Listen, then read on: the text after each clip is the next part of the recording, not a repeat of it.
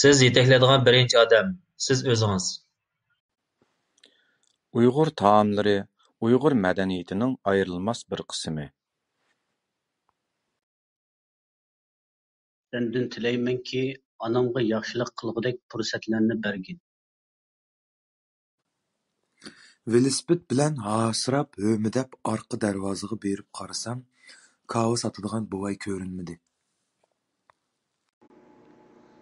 9 qizning to'lg'iqi tang tutibdi. Bala "Chidayman" deb javob bergandan keyin uning mashrakka qilishiga ruxsat qilindi. Düz sızıqlıq hərəkət degan nima? Əgri sızıqlıq hərəkət deganchu? Dadamның aytishicha, Sayram ko'lining eng cho'nqur yeri 90 metr keladigan. Esimni bilsam, cho'ng dadam shunchalik mehribon ham shunchalik surlik bir er edi. Çölde itin harmısun, qeyriganda xotuning o'lmasin. U uyg'ondi, qaranglar, u uyg'ondi. Bir millatning adabiyoti mohiyatda dal shu millatning tarixidir. Bularning hammasi o'tmish, hammasi tarix, hammasi yo'riq dunyo uchun bo'lgan ishlar. O'zingizga o'xshash yiqimliq so'zlaringizdan xush bo'ldim, go'zal hada. Anlasam, siz hozir o'yinchoq shirkatida xizmat qildikansiz. Ularning soni intayin ko'p. Əfsunarlıq iş bo'lib qoldi. Yana fursat bo'lib qolar. Qizchaq yo'l ig'zidan o'tganda mashina so'qib, og'ir zaxmlangan. Yağlıq taşlaş, aq taş, kök taş qatarlıq o'yinlar mahallamizni texmo canlandırıb o'tadi. Mushukdan qandoq qutularmiz deb maslahatlashibdi chashqonlar.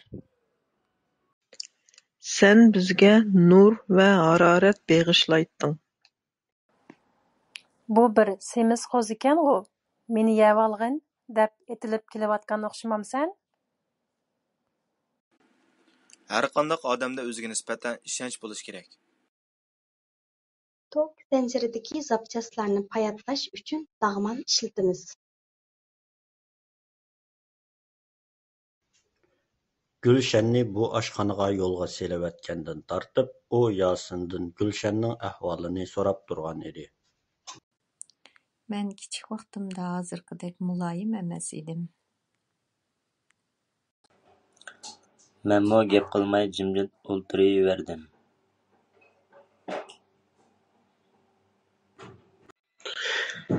Hamma qinini qizchaqqa berib, uni yashash imkoniyatiga erishtirmoqchi bo'lgan ekan. Bundaq tafakkur andizisi o'zimiz bilib bilmay kallamizda teran yildiz tortib ketdi. Hamma yerni aralabmı buvayni topolmadim. Setib qaqoqlab kulib ketibdi va mundoq debdi. Qo'lingiz dard ko'rmasin, qalamingizdan har vaqt go'zal tomchilar to'kilsin. Men adashlarim bilan usul o'ynadim. Tug'ilgan kun ziyofati, tug'ilgan kun sovg'ati, ota-onalarning tabriklashlari paroning mazmuni edi. O'quvchilar hayotining xavfga uchrashiga qaramay, suvga tushib ketgan bolani qutqizdi.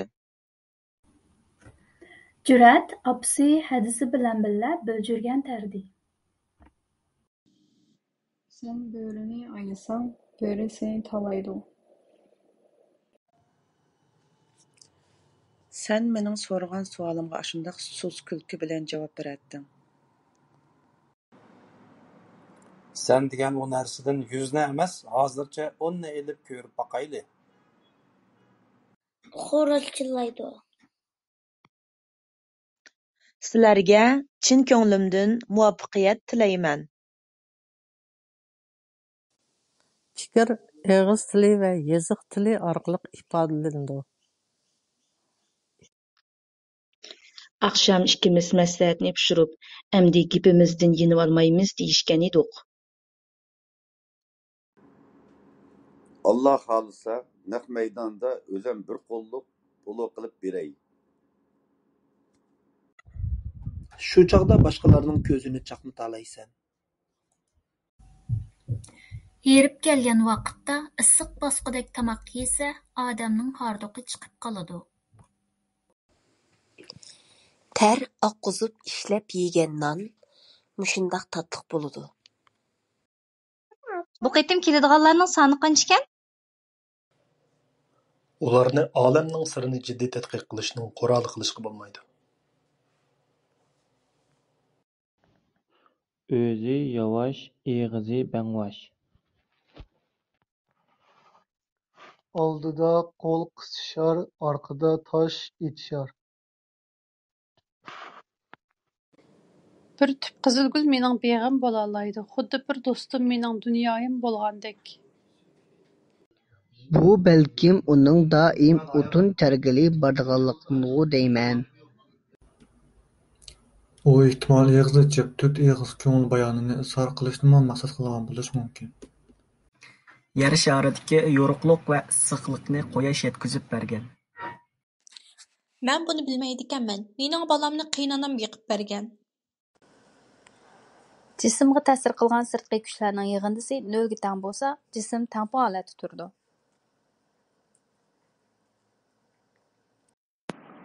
O'zimning sodasiga selishtirib, to'g'chiga ichim sal og'rib qoldi. Qizim sana aytay, kelinim sen angla. Biz sening ko'zingni ichib bir qarashingga shuncha tashna bo'lyapmiz. Ballarning tushlik tamaqi va sayohat jarayonidagi chiqimlarni ota-onalar o'zi ustiga oladi. Yayilar ularga jirg'ilongning suzuk suyini ichilishga ruxsat qilmadi. Yangi fursat yaratish jihatda eng kuchli rol o'ynaydigani bilim. Koreya yarim orolida cho'ng ko'lamlik harbiy manevr boshlandi. Har kim o'z og'riqini so'zlaydi. Urushning 9 rang, biri jang. Hammaylan u yoqqa qarashdi. Rost degandek yovgullar orasida bir tüp yovi ozg'on bor edi. Bir kuni maktabdan qaytib kelib, quyoshning o'ltiray deb qolganini ko'rdim. Tushlik umring bo'lsa, kechlikka uzuq top. Hozirgi odamlarga bolalar qattiqroq injiqlab qo'ysimi, doktorxonaga apirib ukol soldiradigan bo'lib oldi. Tuvandagi jumlalarni o'qib beqing hamda chiroyli ko'chirib yezing. Ozg'on sho'xsi oldida sumroq gavdangni egma. Әтісі кечikib tursam, meni kutib turg'ini opamning noshtaligi bilan top tanisi ekan. Newton yer sharining tortish kuchini bayqagan. Ularning shuarlari haddidan eshib ketdimi qandaq? Men bu uydan toza yasinib chiqqan edim. Kuy o'g'ling yomon bo'lsa qizingdan ko'r, kelining yomon bo'lsa o'g'lingdan. Bir tog' qushquchi uchib kelib, uning yonidagi nashput daraxiga qo'nibdi. Yiroqdan qarasangiz, u xuddi yeshil maxmalga o'xshaydi. Biz o'rganib bo'lgan bilim va usullarga asosan bu masalani qaysi yo'l bilan hal qilamiz?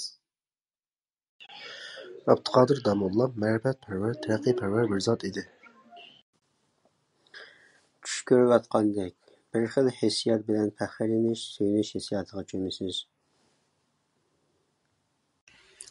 Tövriksimon jism, bigissimon jism, kesme jism, şarsimon jismlar geometriyalik jismlardır. Bir kuni seni yengib olmasam, Eli degan ismimni yo'tkitaman. Xo'rozning toj bo'lguncha, to'g'ning quyruqi bo'l. Yaponiyaga bir haftalik xizmat bilan bordim. Ayollar, balalar eng oldida chiqsin. Sözünü obdan oylanıp, yaxşı sözlegin. So'rag'anغىلا so'zla va tez o'gat. Бешидин yung yağlığını aldı ve Nuri'nin mörüsüge tayınıp mor ocaq yanıga kelip olturdu. Torda her qaysi joylardagi kishilar bilan xohlagan chaqda fikr almashtirg'ili bo'ldi ekan. Mehmon oldida oila a'zolaringizdan birarni dushkanlab yoki ayblab va yoki qattiq so'zlarni qilib solmang. Odamga yarashadigan eng go'zal kiyim adab-axloq kiyimidir. Har bir o'quvchining har qatimliq sinoqdagi natijasini osonli ko'rib olg'ili bo'ldi. Yoki o'ng'isholmas darajada buzilgan mashinaga o'xshash kardan chiqishi mumkin. Anglashlarga qaraganda chashqanlar ta hozirgacha bu ishni datalash qiladi ekan. Dehqonni inson qilib to'natgan bu ulug' ish g'ojamga ha deganda eg'ir tuyuldi. Bilim bir boyliqdirki, u zodi kambag'allashmaydi, o'g'ri ilgarilarmi o'g'irlab ololmaydi. Vujudi go'yo bir kuchlik chaqmoq urilgandek silkindi. Toliya darhol sumkadan yomg'irlik chopon ilib onasiga berdi. Buningdan mening o'ng'aysizlanishim tabiiy edi. Gapning rostini aytqandimi, bir nazar silib qo'yg'uchilik desmoyang bo'lmagankin kimdan og'irini olaytding? U menga tikilib qaradi. O'ylamay qilgan ishingda, kunda g'ovg'a qishingda. Qumul ko'p xil madaniyatlar quyuq uchrashgan Yipak yo'lining muhim tuguniga joylashgan qadimiy yurt. Ajab bir kunlar bo'lyotdi deyman. Bu yuqum qachonmi oxirlashar? Tang yegan tanga sing'ar, yolg'iz yegan yerga. Sening tashabbuskorliging qarshi tarafni pas-palatga tushirib qo'ydi. Yer sharidagi barliq jismlar yer sharining tortish kuchiga uchraydi. Yangi qarda to'shqanlar cho'p izlab chiq tevillardan, tevilg'alar aralaridan chiqib sakrashib iz qoldirishidi. Uning so'zi ham jarangliq, ham ma'nilik edi. Baxtlik odamlar hamma narsaga ega bo'lgan odamlar emas, balki ishini yaxshi qilish uchun tirishqanlardir. Hayotim faqat sizdek bir aynakka muhtoj. Men sizga tayanib yashayman. U bularg'imi qarab qo'ymadi. O'g'il bola degan o'zining gapiga ega bo'lishi kerak. Otush bilan Payzavotdagi yer tevrashda oila ziyonga uchirdi. Siz balkim bu biologiya darsi bo'lmasa, nimishqa bizga pillarning hikoyasini o'qitadigandu deb o'ylashingiz mumkin. Qolgan kashfiyotlarini bir-birlab o'ttirg'a chiqarmoqchi. Do'stlari bilan ilm, yangiliklar ustida talashish qanday qiziqarli, ha? Raziyaning xati bek chiroyli. Bu odamni men tanıytdim. Mening inimning hozirgi zamon hunar san'atiga nisbatan bir yurish joyil ko'z qarashi bor. Gap yurakda. Hamma gap yurakda. Ma'nisiz yoshliq, saydagi toshliq. O'z vaqtida buni nemishqa so'rab olmagandiman deganlarni o'yladim. Bu qiziqarli bayqash Darwinning keyingi tadqiqotida intayin muhim rol o'ynagan. Yerim kunda 1000 qur kod yozibdiman. Parnik effekti degan nima? Zorlag'anga kelmaydi, qarag'anga bermaydi. Anammu ismimni kakok bolasini chaqirgandek chaqirib, unlab, meni ko'rolmay bo'zlab o'tgan yili qaytish qildi. Tumshuq eg'iziga boradigan yaqin yo'lini bilamsan? Bilaman. Bozorda 1000 kishi, ko'ngilda bir kishi. Yakshanba kunlari qong'uch uxlayman. Ondan uydagilar bilan aldırmay nashta qilaman. Atom yadrosining tuzilishida o'zgarish bo'lganda zo'r miqdorda energiya qo'yib berildi. Adres va doir nomi haqida tushuncha. İnglizce o'rganayotgan do'stlar uchun yaxshi material. Onun qarashicha, har bir odamning o'z kiyimi bo'lganga o'xshash, o'zining mangadigan yo'limi bo'lish kerak edi. Seriq dalda kelgan mehmon, o'g'ri kelgandimi yomon. Arqadan u, "Mashina edinglar kelamdi?" deb so'radi. Payda sommasini oshiramiz deydiganmiz, yana davomli tashviq qilishga to'g'ri keldi. Voy, nimaga kulsizlar? O'zlaridan kelsin deb turmay madad berayli. O'ringa itizning qiri tog' ko'rinar. Aziz bo'lish uchun bir umr jabr jafo g'am g'ussa bilan yashamoq lozimdir. Oshxona taxtaydan silingan ko'na uyga joylashgan edi. Arzonchining mili talashda qoladi, qimmatchining mili talada. Hayot o'chirgisiz, rasm chizadigan san'atdir. Eshakka oltin egar to'qilsa-mu, yanada eshak. Chin hislaringizni, inchika ko'zlatishlaringizni qaramoqqa oddiy, ammo bakmi jonliq yezibsiz. Bu счётчикning 50 Hzlik o'zgarishchan tok zanjirida ishlaydiganligini ko'rsatadi. Ba'zida ulardagi ruh zodi nadin kelgandi deb o'ylab qolaman. Biz bu mavsumda til, adabiyot, matematika, siyosat, ingliz tili, tarbiya, sinf qatorliq darslarni o'qiydiganmiz. O'zingni tuymagan holda uzoqdan uzoq xayollarga g'arq bo'lasan. Hindistonning Afg'onistonga askar kirgizishdagi maqsadi nima? Bu uyni qachon tozalagan? Dedi yanıla guman ichida qolgan Rayhon. Oftobning chiqishiga baq, suvning eqishiga. Og'rib qolgan sayohatchilar barg'ansiri ko'paydi. Sop-sop yangning bolalari kichikkina sap-sariq og'izlarini ochgan holda churqurishibdi. Biz boshqa muhim ishlar, qiyinchiliklar sababli ona til o'rganishimizni tashlab qo'ymadik.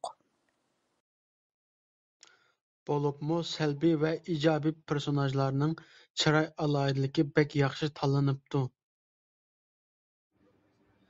Menda qon besimi nima ish qilsin? Xotin besimi degina. Siz bilan tansa o'ynaganda esimni bek qoptikansiz. Kivez g'o'za tutib ichilgan chog'larda fosforliq o'g'itga ehtiyojli bo'ldi. Uning lag'iri titraydi-yu, ovozi chiqmadi. Uning mushtumlari o'zligidilla chim tuyuldi. Zodi kimning to'g'ri, kimning xato, buningga parvoyim falak. Bir patman oltining bo'lg'uchi, bir patman yering bo'lsin. Ba'zilari cho'plikdan nimalarnidir izlayotdi. Mushu asosda har xil sinoqlarni uzoqgacha davomlashtirish kerak. Qushmu donsiz ucholmaydi. Quruq tag'ar o'ri turmaydi. Azroq bir nima yevlib mansizlar? Salla kechikib qolsam so'ygu beg'ida marvoyatdek ko'ringan u olmani boshqalar uzib kesagandek qiladi. Tayyor ishning beshig'a, oson kelar qishig'a. Chapxina olaman deb qarg'u qipti. Agar vaqtingiz bo'lsa, poyezddan tushib telefon qilay. Shu chog'da obdan paranglashayli.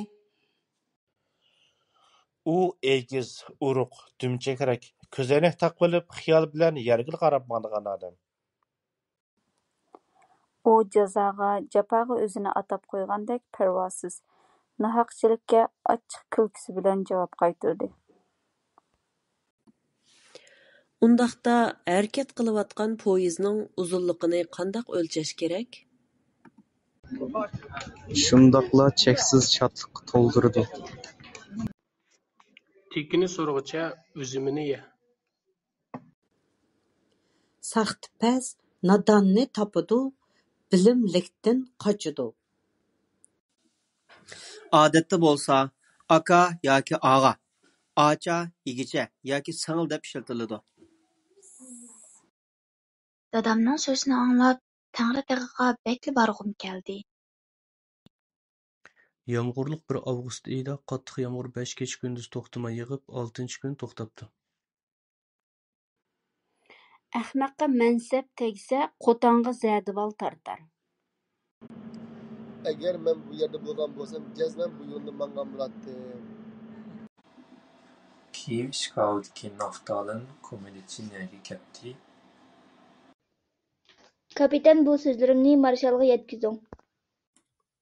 ماۋۇ خەۋەر ئوت چىقىرىۋەتتى. قىزسىز يەر، پۇلسىز ئەر. بۇ قىيىن مەسىلە دەل پۇل كۇرسىنىڭ يۈزلىنىشىگە ئائىت تالاش-تارتىش نۇقتىسىدا تۇرماقتا. كىچىك يىگىت، مۇشۇ تاشنىڭ ئۆزى بىر كىتاب. مېھرىبانۇ ھېلىقى زەھەرلىك ئوقنى ئەپ چىقىپ جالالىدىن موللىغا كۆرسەتكىن. ئورۇق بىر يىگىت بىر بوۋاينىڭ كۆزى ئىچىدىلا قىزلارنىڭ پەيىگە چۈشتى.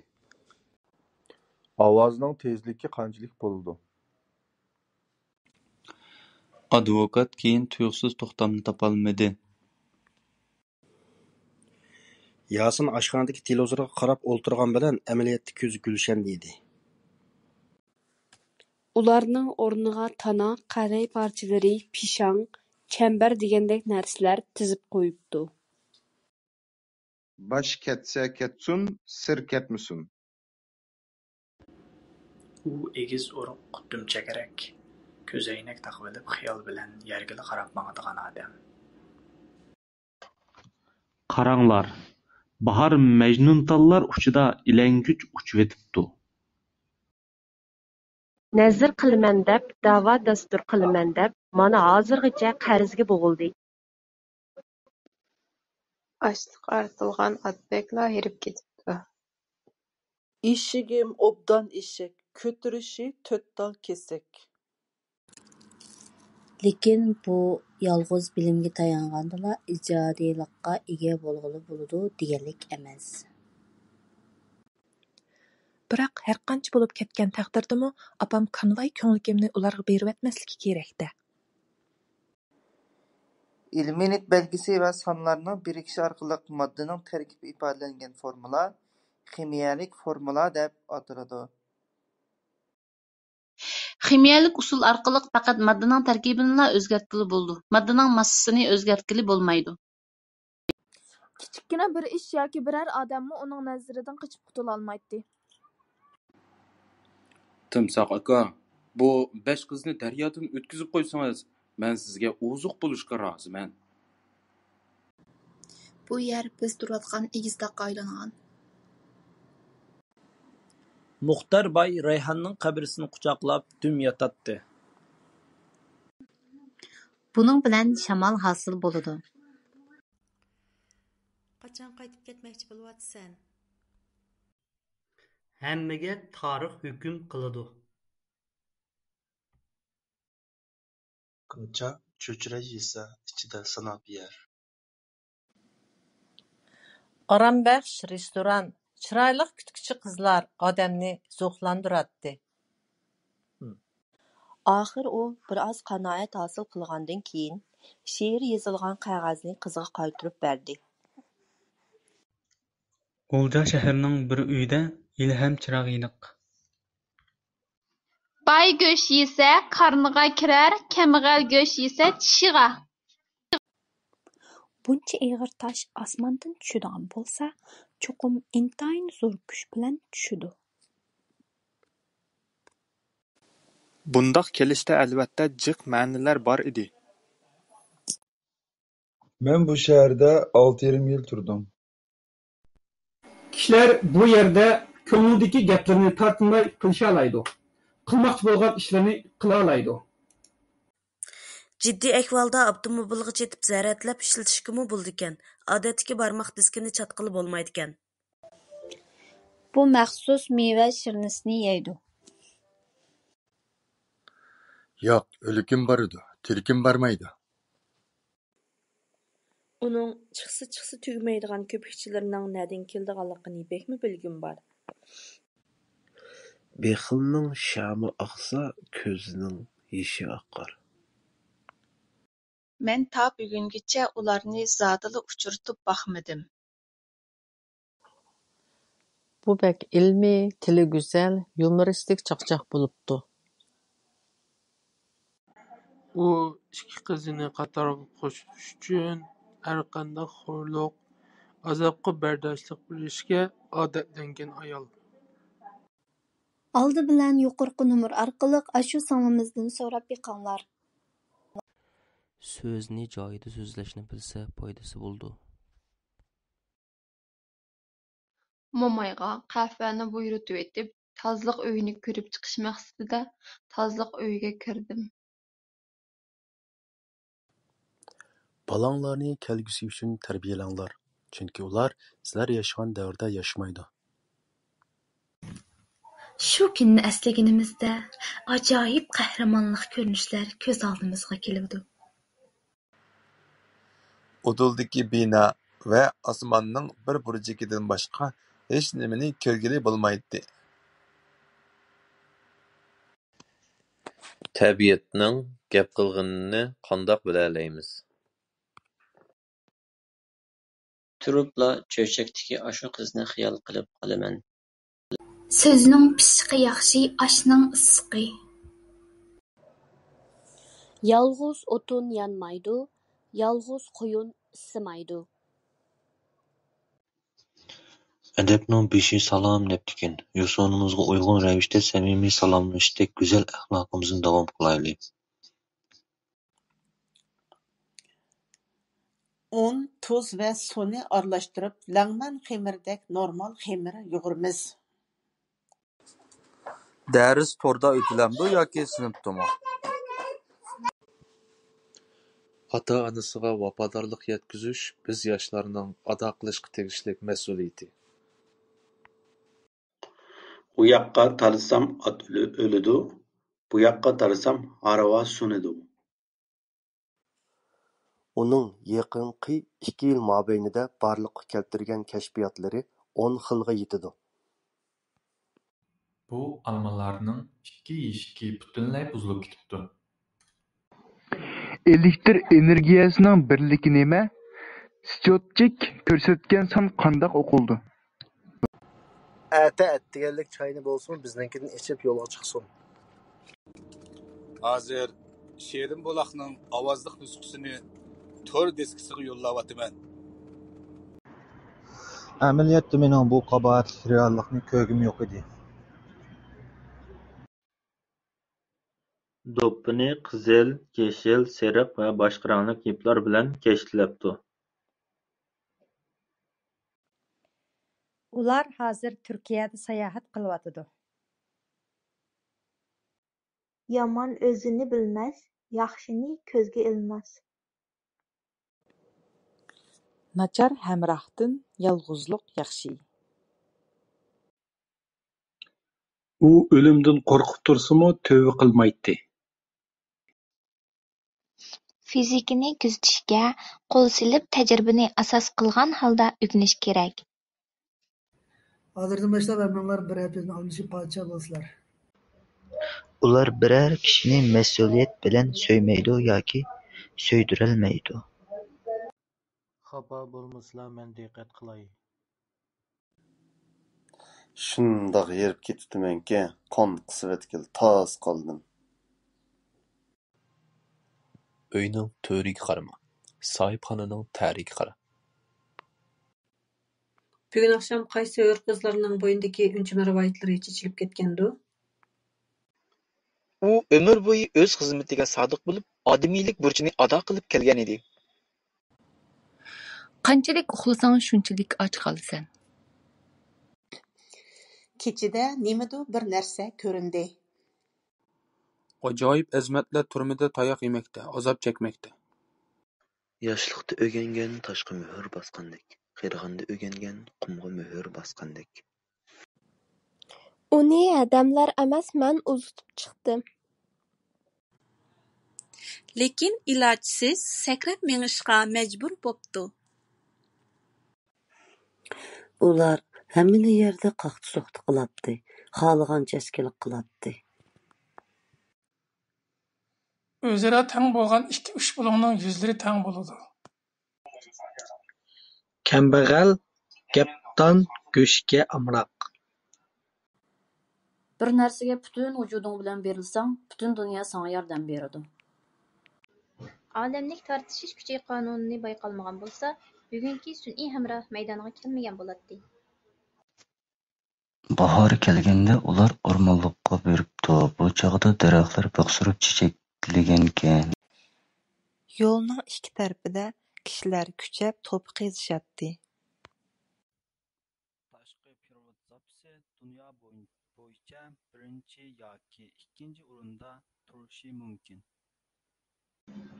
Shundoq zulm dastidan makonlarini tashlab tog'larga qochdi. Biz kech soat 10larda yetib bordik. Assalomu alaykum. Qanday ahvolingiz? Yaxshi ko'ryapsizmi? Mahallada yolg'iz Nurilla qoldi. Qish g'imini yozda-ya, yoz g'imini qishda. Manbegi xafa bo'lib malayni tillabdi. Osiya xonam yig'labdi. Sanli yo'g'an bosh kichik, dasturxon yo'g'an non kichik. Shunga shartta burilib yan ko'chaga kirib ketdim. Haqiqatan ayollar erlarning hemşirileridir. Ayolni hürmetligen er asli özü hürmetlik erdir. Bugün oğlum ikimiz ügünüş, faaliyet kılmadık.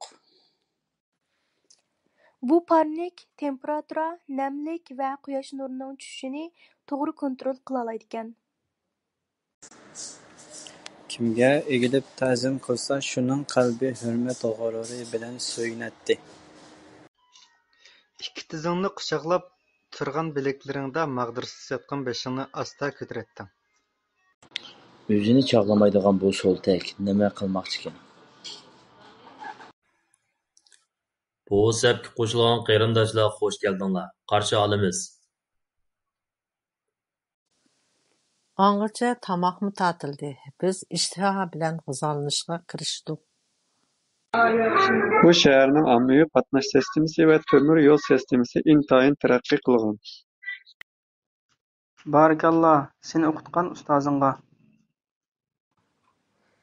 Anglashimcha, til adabiyot o'qituvchimiz yiqilib ketibdi. Aldirab qilingan ishlar doim ham bo'ladi. Dada, qiz do'stim bana o'xshamamdi. Sen so'rilib yursang, yana kim mening loyiqim bo'lishni xohlasin? Ular korxonaning talabiga asosan tovarlarni tunishtirib sotadi yoki xaridor tepib beradi. Aynak nech o'tkazilgan rezinka probka bilan probirk ig'zini etayli. Vaqt bek qimmatlik.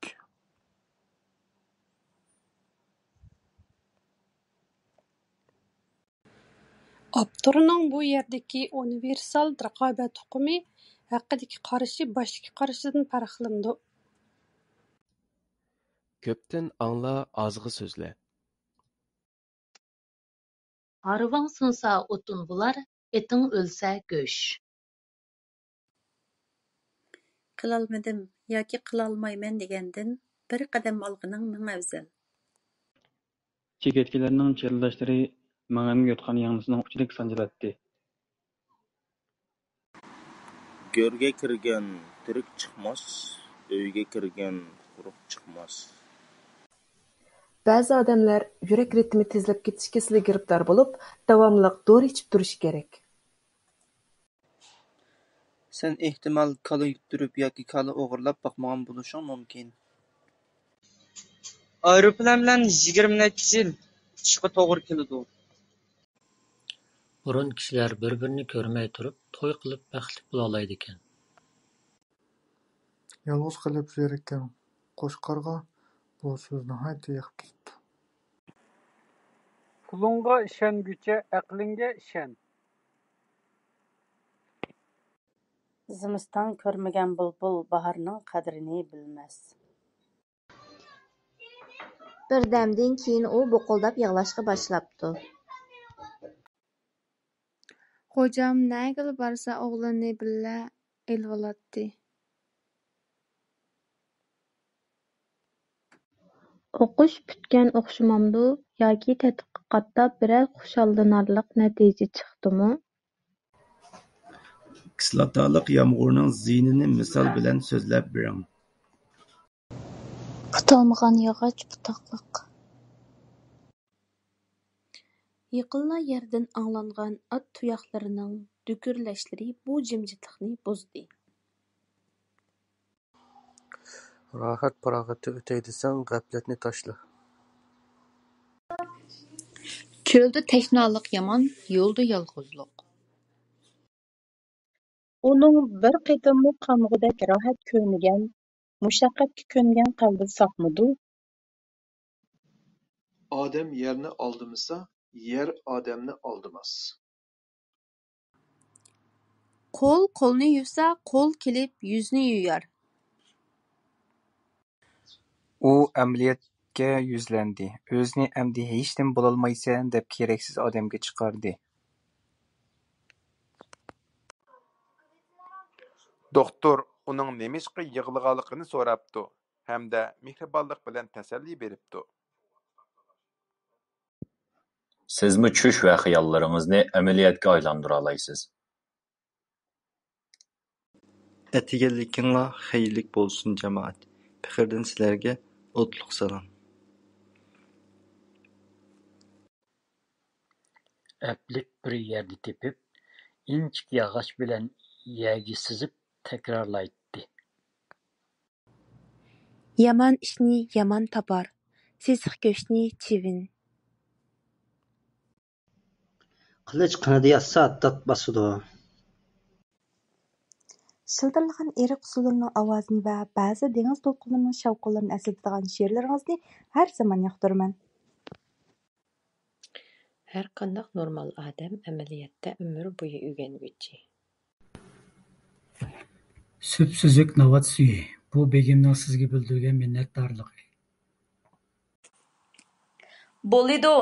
Men sizlarni erta soat 8larda mush yerda kutayamisa. Gunohsiz qo'zichoqni yeyish maqsadiga yetish uchun tutami yo'q sabablarni birdamla topatdi. Manga hech nimani demay yig'laversangiz sizga qanday yordam va maslahat bera olayman? Hamda o'zining uni cho'qim reallikqa aylantira oladiganligiga qat'iy ishonadi.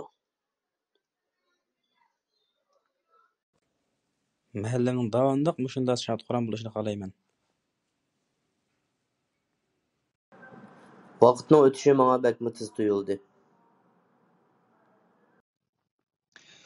Ko'rganingdan ko'pdir ko'rmagining, ko'rmaganni ko'rsan o'lmagining degan ekan Anvar Nasir. Apam meni boshlab yana boshqa tor punktlarni ziyorat qildirdi.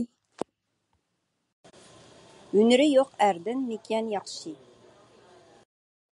Keklik qog'ining minishini do'rab, chatirqi yirtilib ketibdi. Nur xiyolida Ruslov bilan uzoq so'zlashdi. Uning bilan qilishgan so'zlarini ichida takrorladi. Xotinning obdini elini boqar. Dehqonning obdini yerini. Boshqa modda hosil bo'lmaydigan o'zgarish fizikalik o'zgarish deb ataladi. Sen bizga nur va harorat bag'ishlayding. Sana hazitim shuki o'g'limga qarab tur, uni tashlayapman. Buzulmaydigan qir yo'q, yechilmaydigan sir. Quruq so'ngakni it g'ajimas. İkki naməlumluq birinci dərəcəlik tənglimələr sistemasining yeshimini tepish jarayonini əslab o'taylik. Ata-onamizning muhabbatini bolamiz bo'lganda tushundikanmiz. Hiliqi odam bugun 2 tuyoq qo'y setib oldi.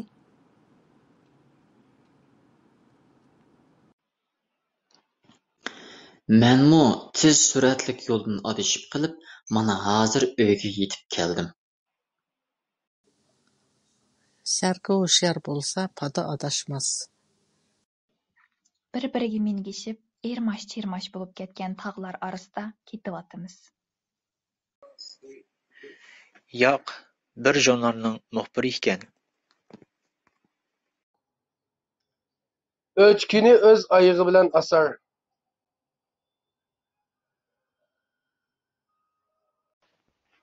Bu ishni bolalarning opasi bilan maslahatlashib, ondan bir nima dey. Siz kulmagan kun, siz isrof qilayotgan kundir. Nur bir xil to'lqin. Balkim mening deganlarim ortiqchadir, ammo o'ylanishga cho'qim arziydi. Men uni niyatidan yenib qoladi deb o'ylagan edim. İblisning naqshidek sirliq allay naqshlarimi uni asir qilolmaydi. Bir bichora yigitning ko'ngil qushi bir go'zalning ishq savdosiga mubtalo bo'lib qoldi. Bu yer yomon emaskan, mushu yerda tunayli. Oqsoqol, nima da'vatsiz? Mangmay qunimiz deganingiz nimasi? U tirishib o'ginib, oxiri donglik rassom bo'lib qoldi. Bu yerda tuvan darajalik bakteriyalardan boshqa hech bir jonliq yashayolmaydi. Kecha kirpik qaqmay 16 dan ortiq shamni yoqib qo'yib ishlabdi. Ularni olamning sirini jiddiy tadqiq qilishning quroli qilishga bo'lmaydi. Uyning ichini jimjitlik bosdi. Hamma temada urush jadalsiz ilmiy mulohazaning bo'lishi mumkin emaskanda. Ziyodim bolasi bilan faxrlansa, Sabiha uningdan ansirashga boshladi. Köplegen tavi-nazuk kishilar birer yerim qattiq so'z anglasila chidamay qoladi. Barliq to'lqinlarga o'xshash nurdami interferensiya va diffraksiya yuz berganligini bilib oldik. Men do'konga kerakli narsalarni olib, endi do'konga keldim. Xato besilib qolsa bir qadam, ap kelar kishiga mangulik alam. Dunyodagi lazzatlarning lazzati sana muhabbat bog'lagan qizdan keladi. Nima desam shuni anglaysan. Men har qancha o'ylabmi bu savolga javob bera olmadim. Bu bek yaxshi ekan. Apa ayting'a, bu qandaq narsa? Yozning issiq kunlaridan birida qag'i ushlab ketib suv izlabdi.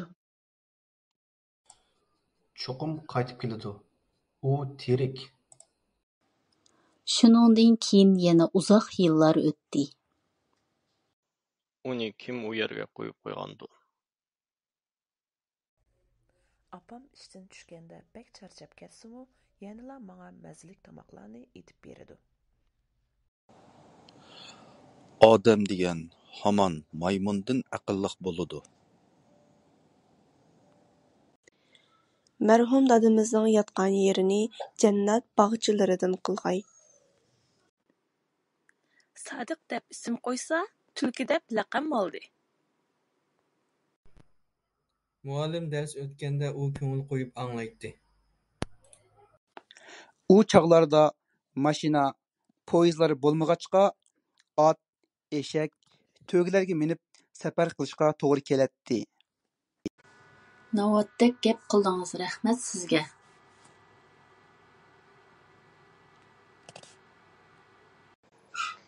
Kasalga aytgan tasalli doridanmi tez unum berar. To'rg'aylarning ikkisining to'shi halrang, birininki to'q qizil edi. Мен оныңға мүшніңден артықча назар ағдырмадым.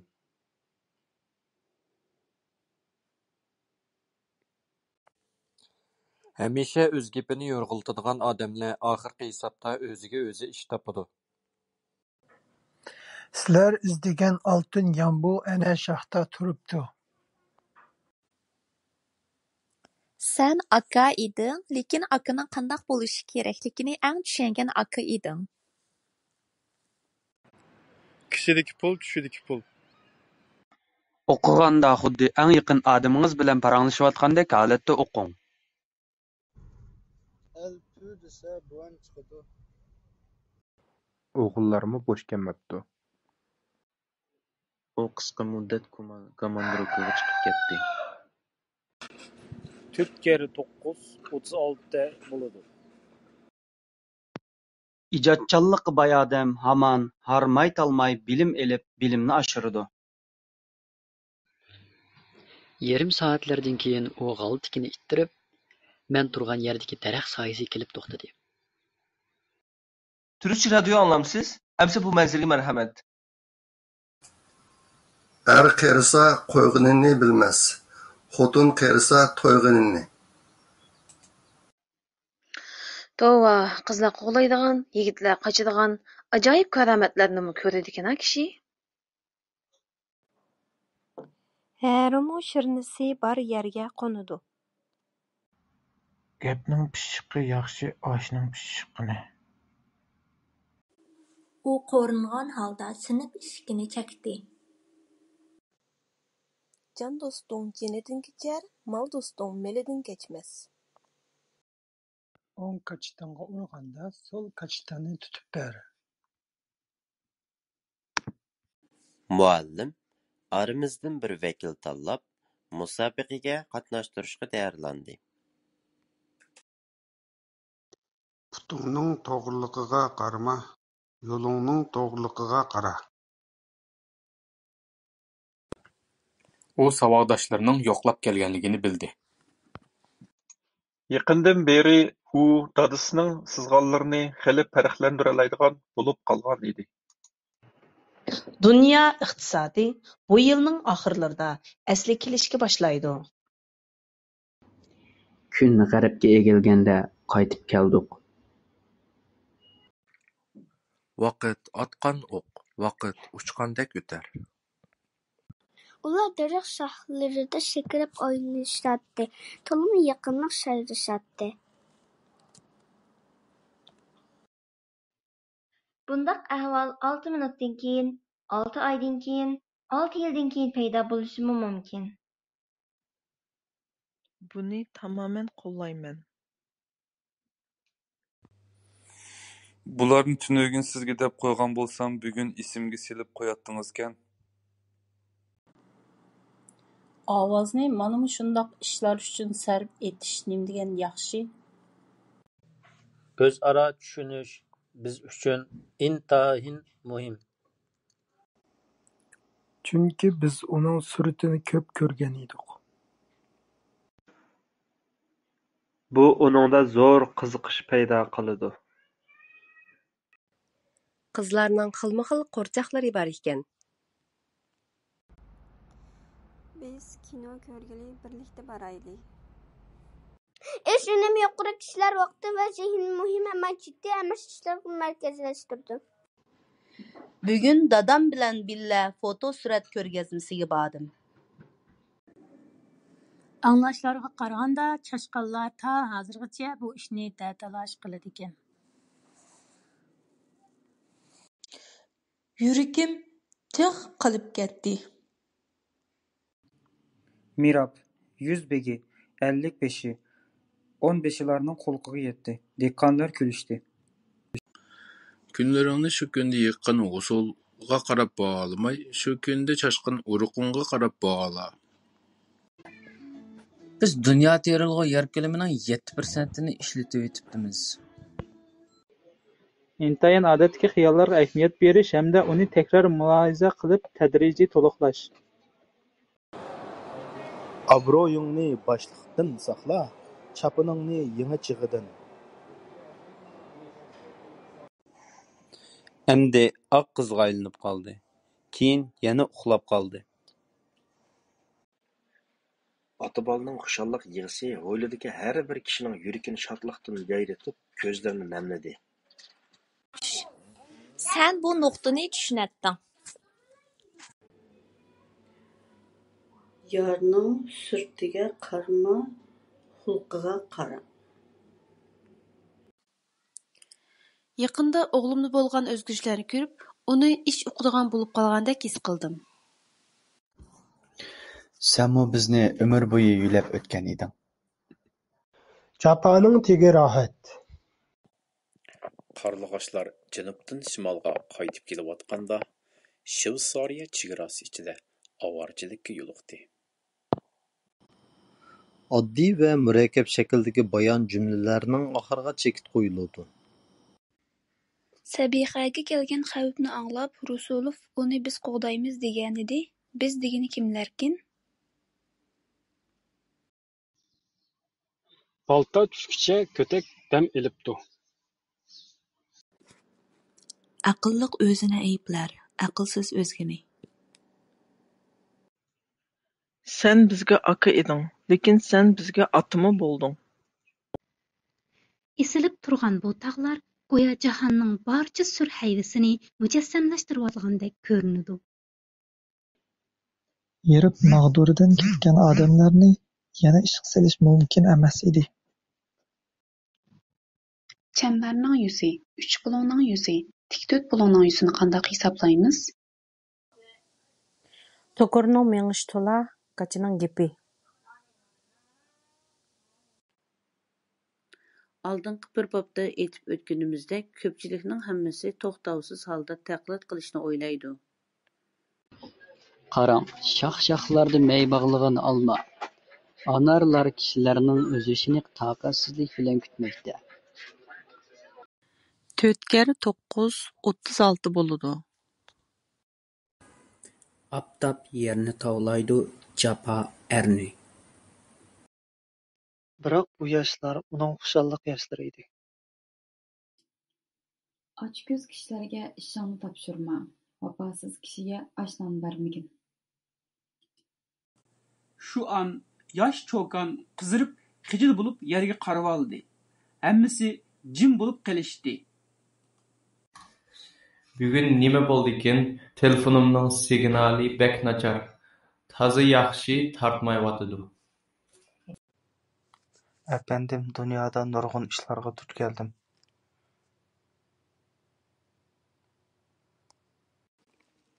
Qon bilan kirgan qo'y jon bilan chiqar.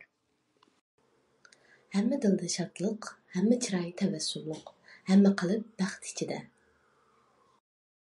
Yolg'iz yigit bek bo'lmas, yolg'iz yog'och uy. Ana qushqoch patgan kamarga bala qushqoch patmapti. O'zingda yo'q, olamda yo'q. Men burun sana o'xshash kichik edim. Her bir bayqaş ve her bir keşfiyat kişilerinin ko'ngil qo'yib fikir yurgizishidan barliqqa kelgan. Muallim uning yeniga kelib kulimsirgan holda so'radi. Ilm amel bilan güzeldir. Bu gapni anglagan ayoli yanala lamjim demasdan og'zini purishtirib qo'yibdi. Yenida bir puli yo'q, tugining tishini sanabdi. Umu kishilarga go'zallik baxsh etadi. Allohning butun fazilatli so'zlari bilan shaytonlar, ziyonkashlar va yomonko'rlarning hammadan panohlik tilayman. Qandaq birər gap barmidi?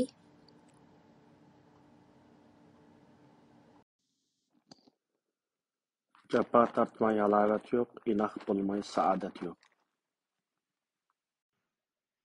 Bir cismning harakatini tasvirlaganda o'lcham qilib tanlavilingan ikkinchi bir cism paydalanish sistemasi deb ataladi.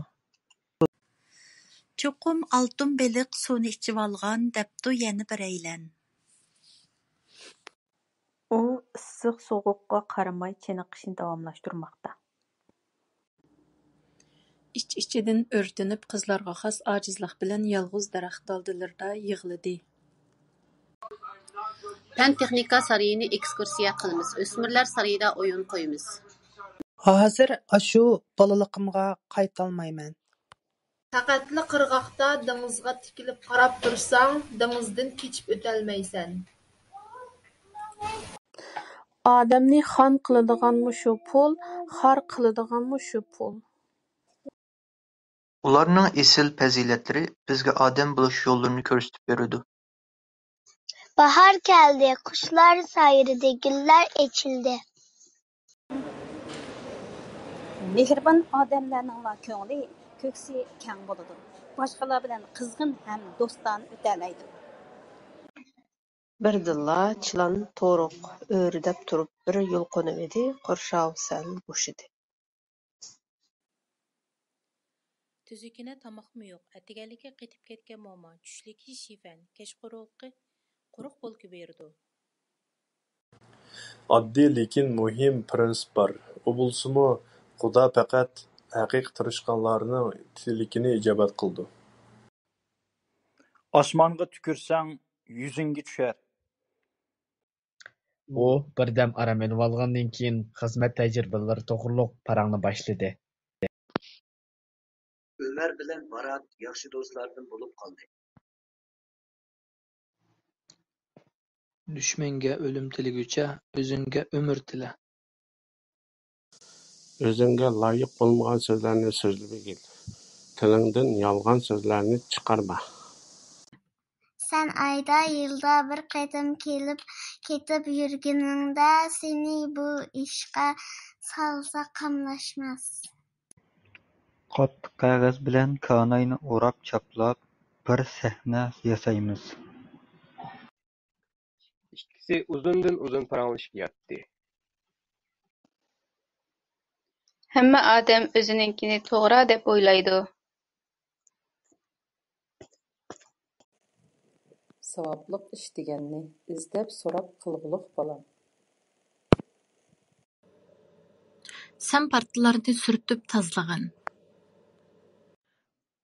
Agar quyosh bo'lmagan bo'lsa, yer sharining hamma yeri qorong'u zulmat bo'lgan bo'ladi.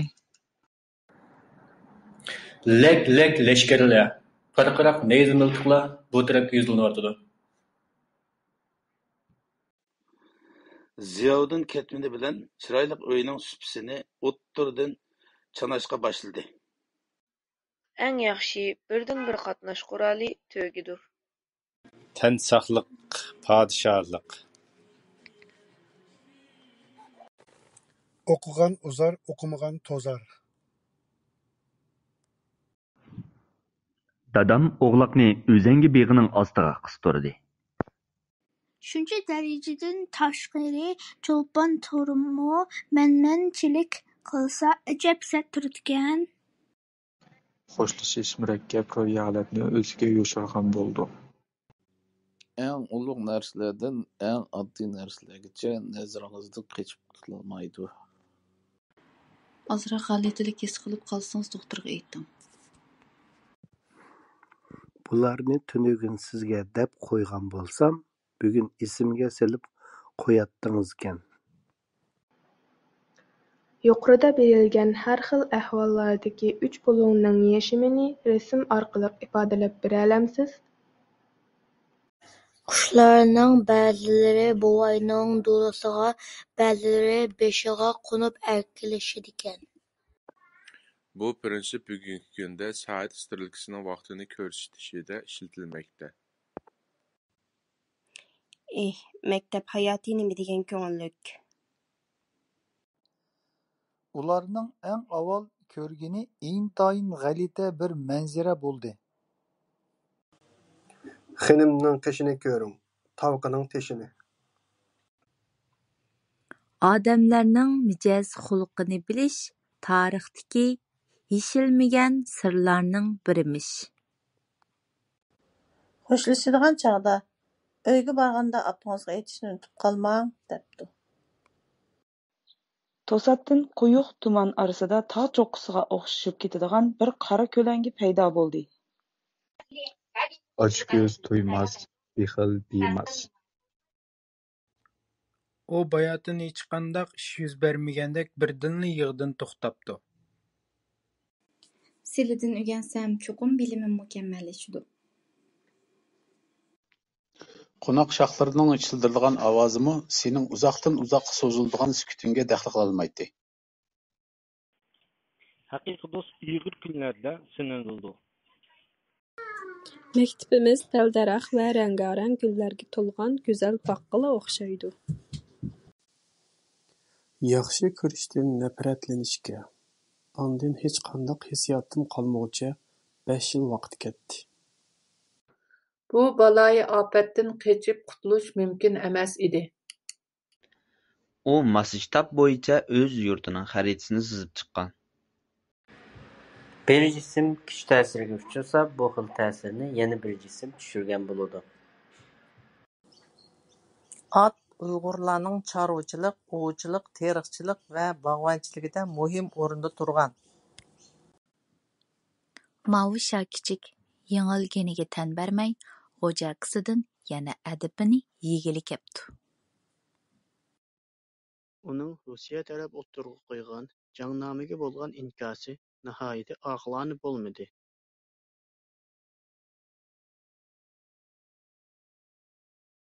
ھېيتتا قويمىغان ئوسماڭنى ھېيتتىن كېيىن كاساڭغا قوي. جىددىي قۇتقۇزۇش ماشىنىسى بۇ كىشىلەرنى تېزدىن دوختۇرخانىغا ئېلىپ باردى. ئۇ يېرىنى دېھقانلارغا ئىجارىگە بېرىپ، ھىيلە-مىكىر بىلەن ھوسۇلنىڭ ھەممىسىنى دېگۈدەك ئۆزىنىڭ قىلىۋالىدىكەن.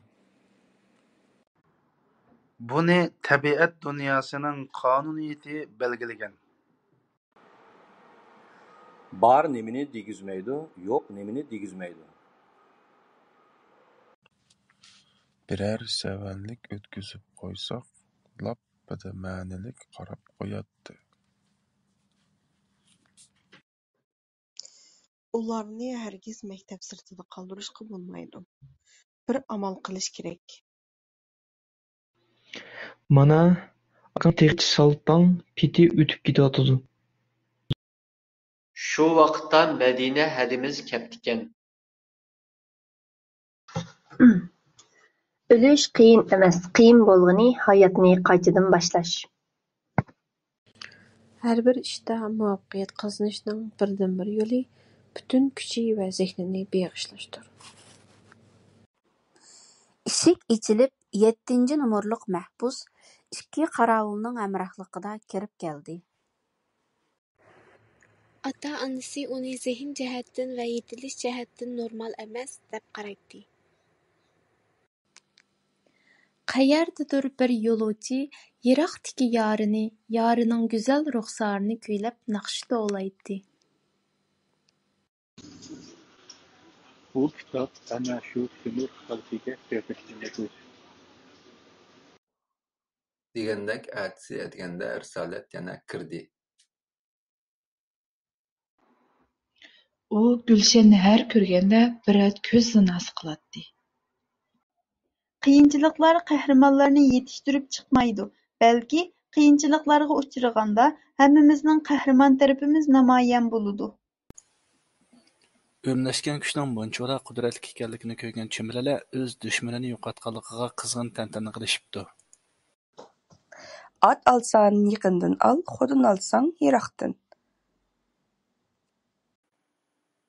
ئۈزۈم سىقىش ماشىنىسى بىلەن مېتال پۇل چىقىرىش ماشىنىسىنى بىرلەشتۈرۈپ يېڭى ماشىنا ياسىدى. ھەرقانچە ئاچچىق تىل ئاھانەتلىك سۆزلىرىڭىز بولسىمۇ بەرداشلىق بېرەلەيمەن. ئادەم گىياھ، كىچىك سەۋزە دەپمۇ ئاتىلىدۇ. كۆپ يەپ بەرسە دائىم روھلۇق تۇرىدۇ.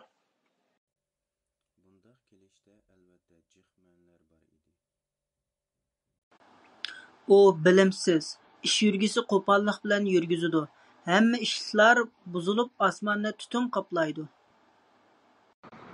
ئىشلارنى مۇھىملىق دەرىجىسى بويىچە ئايرىش ھەمدە مۇھىم ئىشنى ئالدىدا قىلىش بىزنى ئالغا باستۇرىدۇ.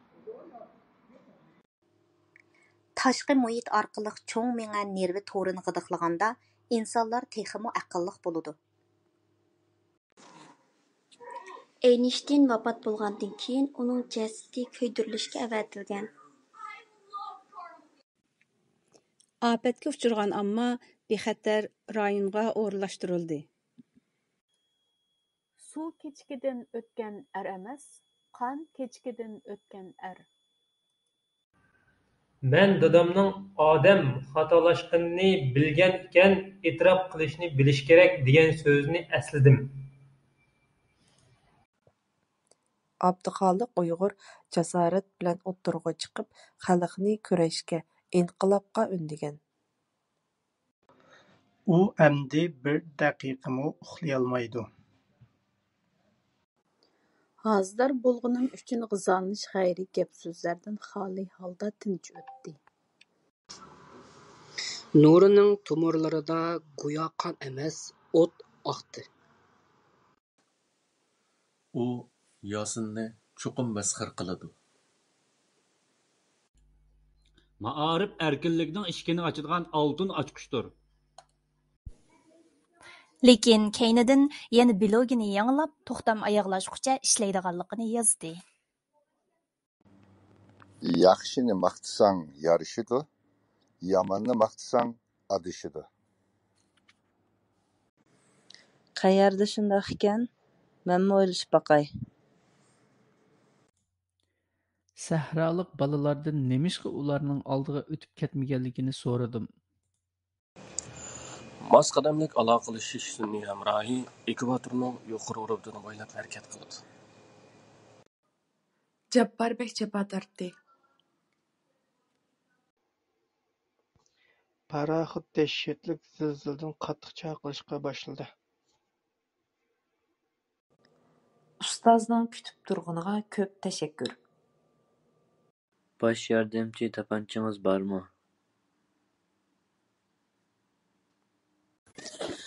ئۇكام ئىتتىن بەك قورقىدۇ. قاپاقنى پۇلغا ئالماي، باراڭنى پۇلغا ئاپتۇ. ئۇ ياش، يۇمشاق پېئىل بىر يىگىت ئىدى. ئېلېكترونلار بولسا چىلان تورتىدىكى چىلانلاردەك ئاتومغا سانجىلغان بولىدۇ. خوتۇنسىز ئەر، قىرسىز يەر. دولقۇن قىرغاققا ئۇرۇلۇپ ماڭا سۇ چاچراتتى. ئۇمۇ قۇياشتىن ئايرىلساق، كۆمۈر بولۇپ شەكىللىنەلمەيدۇ. نۇرى خىيال بىلەن ھويلىدا ئۇزاق ماڭدى. ئۇ مۇزۇلدى، چارچاپ قاتتىق ئەسنىدى. ئەمدى سەن ئاق قارنى پەرق ئېتەلەيدىغان بولۇپ قالدىڭ. كەتمەن ئۇلارنىڭ خۇشاللىقى، بايلىقى، غۇرۇرى. ئۇ يەردىكى ئېغىر ئەمگەك بەزمىگە ئايلانغان. راست بىلەن يالغان بىر يەردە جەم بولالماس. تەڭ بولماسلىق مۇناسىۋىتى رېئال دۇنيادا ئومۇميۈزلۈك مەۋجۇت. تور بېتى شۇنداق كۆركەم چىرايلىق ئىدى. قىيىنزارلىق شاختىن شاخ قونۇپ يۈرگەن قۇشلارنىڭ شوخ سايراشلىرى بىلەن جانلىنىپ كېتىدىغان بولدى. بارلىق ياراشتۇرىدۇ، يوقلۇق تالاشتۇرىدۇ. بۇ پۇل كۇرسىنىڭ تېز ئۆسۈشىنى كۈچەپ قويۇش مۇمكىن. ھېكايىنىڭ داۋامىنى تەقەززالىق بىلەن كۈتۈۋاتىمەن. رەقەملىك ئالاقىلىشىش ھەم زامانىي ھەم قەدىمىي ئالاقىلىشىش شەكلى ھېسابلىنىدۇ. سورىماستىن ئاۋۋال سۆز سۆزلىگەننى ھايۋان دېسەك توغرا ئېيتقان بولىدۇ. شۇنىڭدىن ئېتىبارەن قۇلىقىمغا مۇشۇ سۆزلەر كىرىپ قالسىلا يۈرىكىم ئويناپ كېتىدۇ. دوزاخقا ئۆگەنگەن كۆڭۈل بېھىشقا كۆنمەپتۇ. ئۇ ئۆزىنى دەرياغا ئېتىپتۇ-دە، قارشى قىرغاققا قاراپ ئېقىپ كېتىپتۇ. باي تالقان يېگەندە يامغۇر ياغار، كەمبەغەل تالقان يېگەندە بوران چىقار. يېشىم 30غا يەتتى، ئۆمرۈمنىڭ تېڭى كەتتى. سۈبھى بەزىدە شۇنداق قىزىق گەپلەرنى قىلىدۇ. 20 مىنۇت توشتى. پاراخوت پۈتۈنلەي چۆكۈپ كەتتى. Bir kuni müşküm ağrıp qaldı. Dadam onu mal doktorxanasıga elib bardı. Anlasam bu yıl bizning maktabning muallimlari oliy maktab imtihon savoli chiqaradigan. Dunyoning hammala yeri yo'p-yo'riq bo'lib ketgan edi. Turpan, Qashqar, Qarshahar, Korla, Bugur, Kucha, Aqsu, Xotan qatorliq shaharlar tarixdagi muhim turk shaharlaridir. Bilgi cho'ng burni yengir, bilimi cho'ng yo'lni yengir. Avval tushan, andin ishan, degan emasmi donolarimiz? Apаңga o'xshash chiroyliq, dadangdek qamlashgan yigit bo'libsan. Hamda o'zining azoblanayotganligini yushirmoqchi bo'lgandek yana yuzini to'solashga urinibdi. Siz bugun har qancha qaçsangizmi, atının mas'uliyatidan qochib qutulolmaysiz. Baya Mingbegiga G'ulji xalqi kulki uchunla yaralgandek tuyulgan edi. Bala kelsa qo'sh kepti, omad kelsa taq. O'zimni yana bir ko'rsatib qo'yay. Qani kelib ko'ringlar. Real dunyoda va kundalik turmushda ham tang bo'lish munosabati, ham tang bo'lmaslik munosabati mavjud. Men sen bilan mangu faxrlanaman. Qaramliq emas, botirlik qilmoqchi. Menmi billa borayimki deyman. Otni tepmaydi dema, itni tishlamaydi. Ma'lum bir shahardagi bir so'z saraydan yangi yillik satishni tezlatish mukofoti ta'sis qilingan. Bu vaqtda iftixorlik hislariga cho'mdim. Rasmo, deb so'rdi bo'lsa qo'shil bo'lib. Xatoliklarni kechirib o'tgani bo'ladi. Lekin kechirish uchun xatolashquchi xatoligini e'tirof qilish kerak.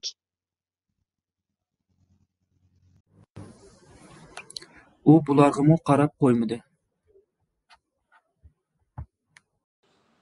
Hayot masalalarini yozgan bo'lsa, romanlarida zo'r tarixiy voqealarni tasvirlagan. Mendan ansirmay, onamga yaxshi qaragan. Aldırıp kılıngan işler daim ham buludu.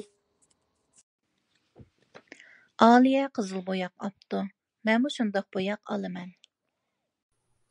Sahroliq bolalardan nemishqa ularning oldiga o'tib ketmaganligini so'rdim. Agar qarliq akalgichi tutilmay qechib ketsa, qarliq tashlangan uy qarliq chiyib berdi. Yiroqdan Nuri degan ovoz anglandi. Bu Sabixaning ovozi. Rossiyaning Yevropani gaz bilan ta'minlash mulozimati qisman to'xtadi. Bu dunyo ham cho'ng ham kichik. To'la gapning mazzasi yo'q, Kenji kevazining g'o'zisi. Chiroyliq toshning qalbida, ruhiyat bo'shliqlarida miskinlikning gullari po'raklab ichilib ketgan edi. Amerikada Yahudilarning Amerikani kontrol qilishi deydigan bir hukm bor. Oila elektr zanjirlari qaysi qismlardan tashkil topadi? Tögi hasırab, hömüdəb, bozlab, yerga yiqildi. Xuyi yamanning payli yaman. Ba'zi mevalardami chuchumel tam bor, chunki meva tarkibida har xil meva kislotalari bor. Qashqar Yoburqi noyasi Sekisi 4-4 mahaldan. Bir kunlarga borganda senmi cho'ng bo'lasan, momongga o'xshash qeriysan. Ballarım, men bo'lolmadim. Sizlar mening kiyimlarimni kiyib darhol tog'dan tushib ketinglar. Burungi zamonda bir bovay o'tgan ekan. Rasmda ko'rsatilganday so'qol suv quymiz. Kishining tugmidek aybi ko'rinar, o'zining tugidek aybi ko'rinmas. U podshohni o'ng puti kalta, so'l ko'zi chirta qilib ayna sizibdi. Sen bala, men sala, atqa bo'g'izni kim sala? Eskartish: tövəndəki fe'illar bu qoidaga beqinmaydi. ئىشىك ئوچۇق كىرسەڭلار بولىدۇ. جەمىلە بۇ سوئالغا توغرا جاۋاب بەردى.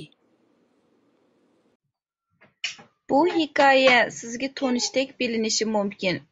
چۈنكى بۇ راست بولغان ۋەقە. سۈرەتلەرنى قايتىدىن بىر-بىرلەپ كۆرۈشكە باشلىدىم. ئۇ يىپ قۇسۇپ يۇمران يوپۇرماقلارنى ئورايدۇ-دە، ئۆزى ئىچىگە يوشۇرۇنۇۋېلىپ يوپۇرماق ئەتلىرىنى يەيدۇ، دەپتۇ. ئادەتتە مەن مۇنبەر كۆرىمەن ياكى دەرس تەييارلايمەن. ئاتا-ئانىلار بالىسىنىڭ ئۆگىنىش ۋە ئۆسۈپ يېتىلىش ئەھۋالىغا كۆپرەك كۆڭۈل بۆلۈشى كېرەك. مېنى بۇ فىلىمنى تەكرار كۆرۈشكە قىزىقتۇرغىنى دەل بۇنىڭدەك ئېسىل دىيالوگلار. سوۋېت ئىتتىپاقىغا كەتكەن بولسا، نۇرى ئۇنىڭغا ئاقلىق تىلەيدۇ، بەخت تىلەيدۇ. ئايالىم يەنە ئۆزىنى تۇتالماي ئۈن سېلىپ يىغلاپ كەتتى. ئوغرى ئاسماقچى كېلەر غالچىغا يىۋەتچى. لېكىن بۇ جاپالىق ئۇزۇن سەپەر بۇ يىگىتنى بىلىم ئىزدەش نىيىتىدىن ياندۇرالماپتۇ. ئۇلار ئوقۇتقۇچىغا ھەمكارلىشىپ، بالىلارنىڭ ئائىلىدىكى ئۆگىنىشىگە ياردەم قىلىدۇ.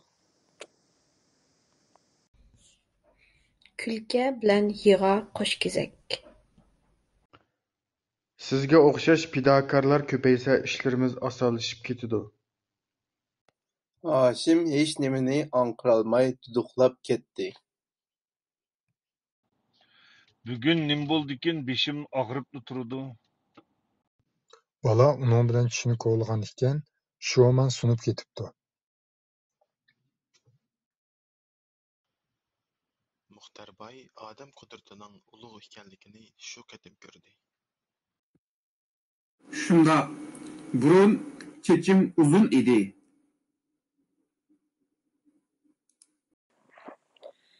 ئېسىڭدە بولسۇن، ھەر بىر شەخسنىڭ قىلغان ئەتكىنى كوللېكتىپنىڭ تەقدىرىنى بەلگىلەيدۇ.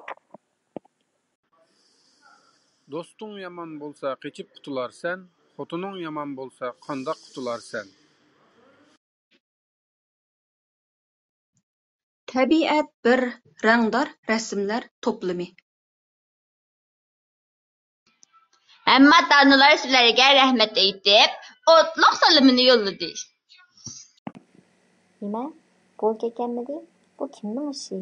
غەزەپلىك ئاۋاز ئاڭلاندى. قېتىق ئىچكەندە ئاكا، دوغاپ ئىچكەندە ئۇكا. ئۇيغۇر تائاملىرى ئۇيغۇر مەدەنىيىتىنىڭ ئايرىلماس بىر قىسمى. ناۋادا سەن تۇرمۇشنى چىنلىق بىلەن ئەكس ئەتتۈرسەڭ، كىشىلەر قۇدرىتىڭدىن ھاياجانغا چۆمىدۇ. ئەمەت كۈرۈك ئاغزى ئاغزىغا تەگمەي ۋاتىلداپ كەتتى. بۇ ھەرقانداق مەستانىدىن ئېشىپ چۈشكۈدەك مەستانىكەن. يارىلانمىغان بىر قانچە يېتىم بالا ئۇنىڭغا قان بەرسە بولىدىكەن. ۋاقىت ئاتقان ئوق، ۋاقىت ئۇچقاندەك ئۆتەر. ياخشى ئاتنىڭ خۇيى بولمايدۇ. ئادەمنى خان قىلىدىغانمۇ شۇ پۇل، خار قىلىدىغانمۇ شۇ پۇل. ئەمەلىيەتتە كەينىگە سۆرەش سۇسلۇقنىڭ تىپىك مىسالى. تېزدىن ھەرىكەتكە كېلىش كەينىگە سۈرمەسلىك كېرەك. تەنتەربىيە مەيدانىنىڭ بىر بۇرجىكىدىكى كۆرۈش سۇپىسىنىڭ ئورۇنلىرى مۇنداق ئورۇنلاشتۇرۇلغان. ساقچى باشلىقى يۇقىرىنىڭ تەستىقىنى ئالغاندىن كېيىن ئەترەتتىكى ئادەملەرنى باشلاپ ئالۋاستى كۇلۇبىغا كەلدى. پۇراپ بېقىڭلار. خۇش بىراقمىكەن؟ بىراق بەزىدە سۈرگۈنلەردە بولىدىغان قارشىلىق كەيپىياتى مەندىمۇ كۆرۈلۈپ تۇردى. خەتنى ئىككىمىز بىللە ئوقۇدۇق. ئۇمۇ قولىنى چىشلەپلا قالدى. مەن بۇنىڭغا قىزىقىپ قالدىم. نەشپۈتنى نەۋرەڭگە قوي، شاپتۇلنى مېھمانغا. سەن ئۈستى بېشىڭ توپا، ھارغىن ھالەتتە ئىشتىن يانىسەن. بىزمۇ باشقىلارغا كۆيۈنۈشنى ئۆگىنىۋېلىشىمىز لازىم. Uning mijozi to'liq o'sal bo'lib ketibdi. 2 soat atrofida bo'lsa-mu, birga tomoq yeb, kulki-chaqchaq qilishib, hordiqni chiqaramiz. Ular uchun olam hissiyot, hayot she'r, turmush xo'shallik. Bu gaplarni anglab o'pida qizarib ketdim. Yaponiyaning sobiq bosh vaziri Shinzo Abening suiqasdga uchrab o'ldirilishi uyg'urlarni qayg'uga cho'mdirdi. 500 tonna buğday besib yo'lga chiqqan edi. 30 yoshga kirgandan keyin oilasidagilar bilan asli yurtga qaytib kelib terishchilik qilgan. Tinch-omonlik hammadan a'lo. Bala əmdi uni ketmənga dəstə qılmaqçı bopdu. Haqiqiy ahvolni bizga tafsilroq so'zlab bergan bo'lsangiz. Odamlarmi chilbördek 6 oydan keyinla bolalarini tunimaydigan bo'lib, yaralgan bo'lsa bo'lmasmidi? Kichikkina vokzal o'rmon ichiga yoshiringan edi. Shuning bilan bugungi adabiy anglitishimiz tugadi. Ota-onasiga yaxshi muomala qilmagan erlarga eng yaxshisi yaqinlashmang. Usta ovchi shir atar, qobil dehqon bo'z ochar. Quduqni cho'qim qazimiz, buzg'unchilik qilsaqla ish to'xtaydi deb qolmanglar. O'zining yetersizligini e'tirof qilish, boshqalarning ortiqchiligini hurmat qilish go'zal axloq fazilatdir. Avu quyi qiyoq bosgan yer bu yil 4-yili bo'z yotmoqda. Uning savr qochisi to'shib ketgan edi. Ba'zida o'ltirib xiyolga cho'milib ketdim. Qashqar shahri Bashkiram yezisi. Düşmanın odam yoki g'alit maxluq va yoki g'alit maxluqqa aylanib qolgan odam bo'lishi mumkin. Ular odatdagi stakandan suv ichmoqchi bo'lsa, stakanni har qancha dum qilsa-mu, ichidagi suv to'kilmaydi. Pah, nima degan totliq, ha? Jahon sana boqmasa, sen jahonga boq. Tüktöt pulonning yuzini qanday hisoblaymiz? Eg'izi yumshoq go'sht yeydi, eg'izi qattiq mush. Tevrinayotgan chiroqning zanjiridan chiqqan ovoz bu o'quvchini cho'chitibdi. Ko'p xotin olgan eski tuski yig'ar, ko'p erga teggan yotgan ko'rpa. Shabdol, o'rik, nashput daraxtlari bas-basda höppida chechak ochdi. Maymun bolasi ilojisiz uyga quruq qo'l qaytibdi. Hamda o'zining azoblanayotganligini yoshirmoqchi bo'lgandek yana yuzini to'solishga urinibdi. Mana shuning natijasida Turpan eng issiq bo'ladigan rayonlarning biri bo'lib qolgan. Bir kichik milichmal do'konning o'tirida cho'ng tipdagi bir talla bozori ochilibdi. Biz bugun kecha shaharga qaytib, Rahimjon bilan maslahatlashaylik. Shu kuni olam unsiz yosh to'kayotdi.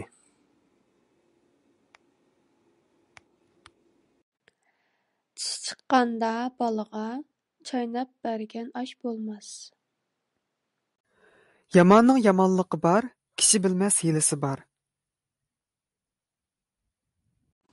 Mehmonning masligi kayib, sahibxonning masligi ayib. Bu nima uchunlarni bilib olish uchun ilm-fanni suyishimiz, ming ishlatishga mahir bo'lishimiz kerak. Uning mundaq shuhrat qozonishini inchiqlik bilan kuzatganda, ota-onasining bir qo'lliq tarbiyalaganligidan bo'lgan. Arqangdagi soyaga qarab hardingmi yoki oldingdagi kechiga aldiravatamsan? Bolalar o'yinni davomlashtirdi. Canlıqlar tenida irsiyat bo'lib qoladiğini belgiler bo'lmasdan, balki belgilarni kontrol qiladigan irsiyat faktorlardan iborat. Vaholanki ko'pincha ahvollarda ular bundaq ajoyib ilhomga oson ega bo'lgan emas. Atni o'qurga bog'lab, do'mbilarini silab, o'gizidan ganji o'ram beda atshub silib berdi. Çelikimiz teşilip qaptı, süvetdə suva kirsən. Sizning manga hamroh bo'lganligingizga minnatdorligimni bildiraman. Yana shamol, qor, yomg'ir, shabnammi bo'lmagan bo'ladi. Hürmet qilsang, hürmet ko'rsan. Ertesidan boshlab Yasin siqilish ishida o'tishga boshladi. Oldi bilan spirit lampa bilan suvni qizdirib qaynatamiz. U oliy maktab imtihonidan keyin uyiga qaytib dehqonchilik bilan shug'ullanishni tanladi. Farzandlarimizning o'z ona tilini pishiq o'rganish uchun hammaylarning o'rtaq kuch chiqarishini umid qilamiz. Men isrofchilikqa o'ch. Rahmatlik buvam doim menga isrofchilik qilsa yomon bo'ldi deydi. Ikki bosh bir yerga jim bo'lguncha xili ishlar o'tadigan gap. Men ukamga tasalli berdim. Assalomu alaykum, cho'ng ana. Yaxshi turdingizmi? Yaxshilik yuqoriga chiqishdek ig'ir ishdir. Yomonlik tuvanga tushishdek erishmak osondir. Anangni dadangga pardasiz ko'rsatma. Axir Chin Temur Batur Yalmavuz mo'mayning 6-beshinimi chepib tushiribdi. Men bog'chada rengarang gullarni ko'rdim. Yomonlarga hayvi siyosat kerak, yaxshilarga bo'lsa doim hurmat kerak.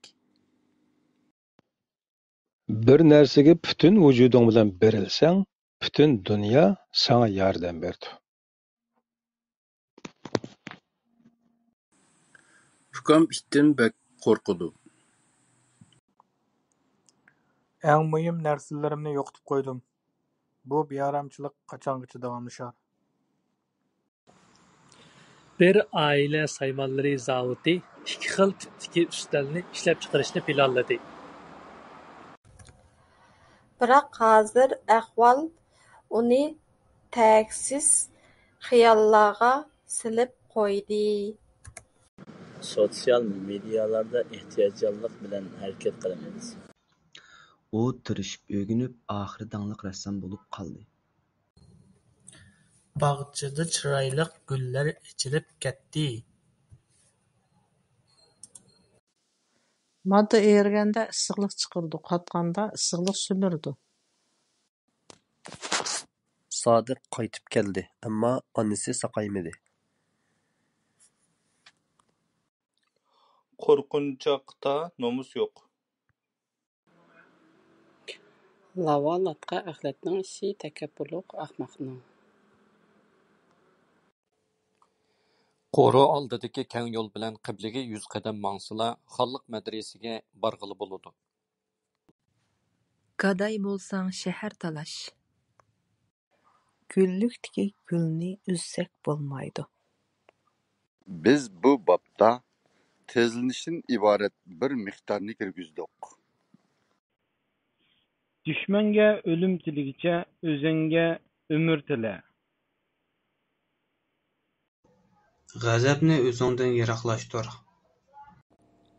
Gülni o'stirgan yomg'irlik kundagi qattiq chaqmoq emas, balki yomg'ir tomchisidir.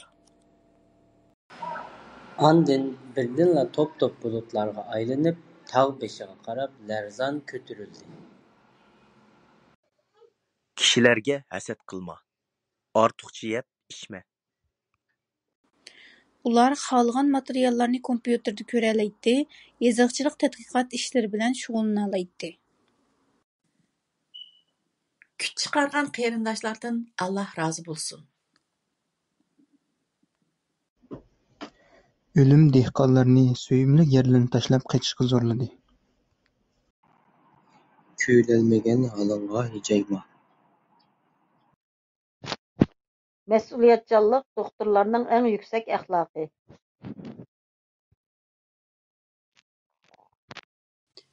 خېتىڭىزنى كىم ئوقۇپتۇ؟ دەپتۇ ھېلىقى ئادەم تېرىكىپ. پۇت پۇتقا ھەمراھ، قول قولغا. ئۇ لىق سۇ توشقۇزۇلغان سېۋەتنى كۆتۈرۈپ ئۆيگە كىرگەنكىن دادىسى ئۇنىڭ پەم-پاراسىتىگە ئاپىرىن ئوقۇپتۇ.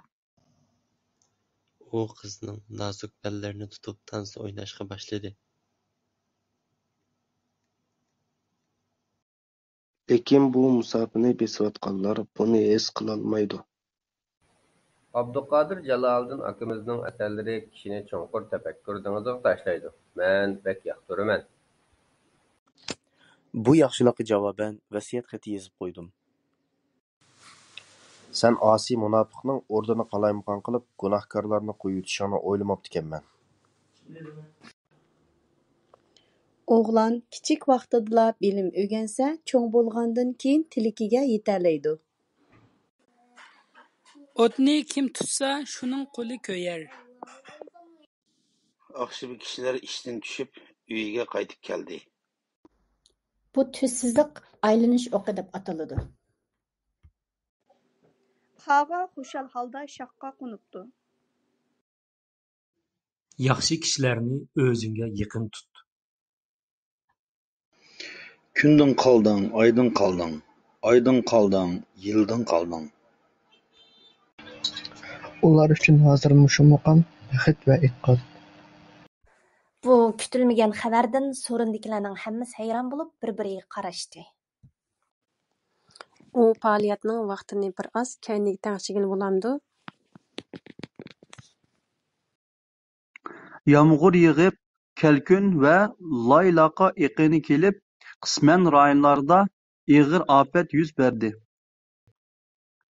زۇلمەت قوينىدىكى دۇنيا قۇياشنىڭ كۈلۈپ قارىشىغا ئىنتىزار بولۇۋاتىدۇ. ياخشى ئاتقا قامچا كەتمەس، ياخشى يارغا ئەلچى. تەتۈر تاناسىپلىق فۇنكسىيە دېگەن نېمە؟ ئوڭ تاناسىپلىق فۇنكسىيە دېگەنچۇ؟ ۋاپات بولغۇچىنىڭ ھۆرمىتى ئۈچۈن ئۇرۇق تۇغقانلار ئىچىدە تەييار بولۇپ قالغان توي كېچىكتۈرۈلىدۇ. بۆرە يوق جاڭگالدا مايمۇن پادىشاھ. گۈلشەننىڭ قىزلىق جەزبىسىگە، ئەڭ مۇھىمى يېقىملىق خۇلق نازىغا ئۇ قانداق يېتەلىسۇن. ئەر-خوتۇن ئىككىيلەن بىرگە ئېسىلزادە خانىمنىڭ قېشىغا كىرىپ كەلدى. ئۇنىڭ كالپۇكلىرى لۆمۈلدىدى، ئاۋازى چىقمىدى. قويۇق چار ساقىلىنى تىترىدى، بېشى قايدى. بىلىم سىزگە تۆردىن ئورۇن تەگسە، قارىغىنكى تۆر پەگاھ، پەگاھ بولسا تۆر ھېسابلىنىدۇ. ئادەمنىڭ بىڭسى قورساقتا، ھايۋاننىڭ بىڭسى تۇياقتا. بىلىكىڭ توم بولسا، دۈشمىنىڭ سالامى كېلەر. بارمايمەن دېگەن تۈگمەنگە 7 قېتىم بېرىپتۇ. ھايۋاننىڭ ئالىسى تېشىدا، ئادەمنىڭ ئالىسى ئىچىدە. ئۇ ناھايىتى مېھرىبان ئوڭلۇق قىزكەن. بۇ دۇنيادا كۆپ ياشىدىڭ، بىلىم ئۆگەندىڭ، پەزىلەت ۋە ھۈنەر ئىگىلىدىڭ. ئۇ كىچىك چېغىدا دائىم دوستلىرى بىلەن بىلىم كۈشمەك ئوينايتتى. Boy balası 15'e kirse baş, kembag'al balası 30'ga kirsimi yosh. Ana degan bir ajoyib mehri issiq farishta. Onalarimizning umri uzun bo'lsin.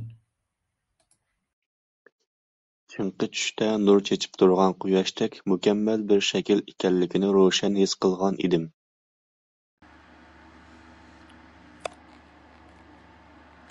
تايىنىش تەدبىر، تايىنىۋېلىش ئاجىزلىقتۇر. Oldingi hafta 3 shaharning har qaysi bekatlarida tashviqot vositalarini tarqatdik. To'pig'a ko'milibla ketadigan bo'ldi kishi. مۇشۇ غايىنى ئەمەلگە ئاشۇرۇش ئۈچۈن قۇربۇمنىڭ يېتىشىچە جىمجىت مۇھىت بەرپا قىلدىم. Ustozning kichik o'g'li Lutfulla yig'lab turib mundaq bir voqeani so'zlab berdi. Ey ana vatanim, seni bekmi seg'indim. Mingisi o'zgargan bilan mingisi o'zgarmagan. Sag'risiga tarsildab tetiyotgan tayoqqamu pisand qilmasdan goh-gohida bir izda to'xtavoladi. Yog'och qozonda osh bir pishar. G'alaba deganimiz mas'uliyatni ado qilish iqtidoriga ega bo'lish deganlikdir. Oradan necha kun o'tib ketgan bo'lsa-mu, hali ham qalbimda illiq tuyg'ularning ta'mi ketmagan. Suyuqlantirilgan neft gazi punkitida cho'ng kichikligi o'xshamaydigan gaz to'nlari bor. Atangning balasi bo'lg'ucha, elning balasi bo'l. Ko'ldagi suv mol baranlarni va etizlarni sug'urishga ishlatiladi. To'xuni ko'lchak haydabdi, o'rdakni qo'ndoqqa. Yaxshilar ko'rsa nimaga bo'lsa chidab keladi, yaxshilar ko'rmasa bog'lab qo'ysimi turmaydi. Maktabning hammala narsasi bizni so'yindirdi. Nima uchun Girman xalqi jiq mulklardan ayrilgan bo'lsa-mu, ajdodlarining aql-farosatidan ayrilmadi? Men ko'p ballarda cho'nglar ballarni nimishqa urdig'ando deb o'ylaydim. Men kitobimni Dilmuratga berib turdim. Bu satirani qo'shoqqa qetib, tashviqot atritlari o'rinlasa, unumi texmi yaxshi bo'lar ekan.